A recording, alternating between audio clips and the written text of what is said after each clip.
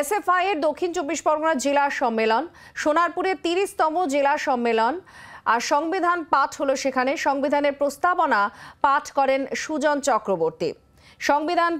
সেই সংবিধান পাঠ করেন বামেরা। এই কর্মসূচি নেওয়া হয় এসএফআই এর উদ্যোগে। দক্ষিণ 24 পরগনা এসএফআই দক্ষিণ 24 পরগনা জেলা সম্মেলনে সোনারপুরে 30তম জেলা সম্মেলনে সংবিধানের প্রস্তাবনা পাঠ করলেন সুজন চক্রবর্তী।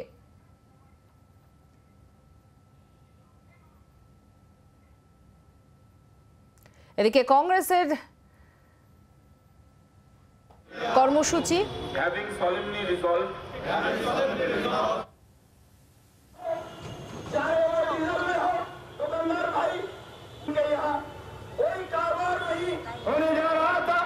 बीजेपी ने अपने मैनिफेस्टो में नौकरी मांग रही है, नौकरी करीब का स्कीम चालू किया। ये अगली आप 205 करोड़ रुपया का कर्ज Hindustan of India having solemnly resolved কংগ্রেসের সংবিধান পাঠ কর্মসূচি আজকে কংগ্রেস এই কর্মসূচি নেয় সংবিধান পাঠের এবং সেখানে প্রস্তাবনা পাঠ করা হয় সংবিধানের।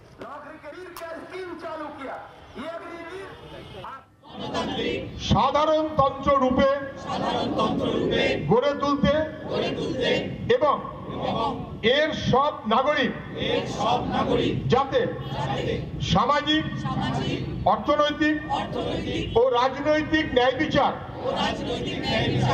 চিন্তা, মত প্রকাশ, বিশ্বাস, ধর্ম ও উপাসনার স্বাধীনতা, মর্যাদা ও সুযোগ সুবিধার ক্ষেত্রে সাম্য।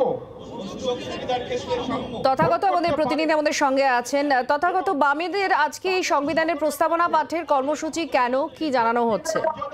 দেখো, একদমই আজকে এসএফআই এর যে জেলা সম্মেলন, দক্ষিণ 24 পরগনা জেলা সম্মেলন যা সোনারপুরে অনুষ্ঠিত হচ্ছে, সেই সম্মেলনে সংবিধানের প্রস্তাবনা পাঠ করেন বর্ষিয়ান বাম নেতা সুজন চক্রবর্তী। এবং তিনি যেটা জানান যে এই সংবিধানের প্রস্তাবনা এবং সংবিধানে যা লিপিবদ্ধ আছে তা ভারতের প্রত্যেকটি নাগরিকের মেনে চলা উচিত এবং সংবিধানের যে প্রস্তাবনা তা সমস্ত স্তরের মানুষের মেনে চলা উচিত এবং তা স্কুলের পাঠ্য করা উচিত, এমনটাই তারা দাবি জানান। এবং এই লক্ষ্যকে সামনে রেখেই আজকের এই সম্মেলন করা হচ্ছে এবং জনসভা করা হচ্ছে, এমনটাই কিন্তু আমাদের পক্ষ থেকে জানানো হয়েছে। এবং এর পাশাপাশি যে গীতা পাঠের যে আসর বসেছিল ব্রিগেডে, তারও কিন্তু তারা কঠোর সমালোচনা করেন। শুধুমাত্র রাজনৈতিক উদ্দেশ্যকে সামনে রেখেই গীতা পাঠের এই আসর করা হয়েছিল, এমনটাই অভিযোগ বাম নেতা সুজন চক্রবর্তীর।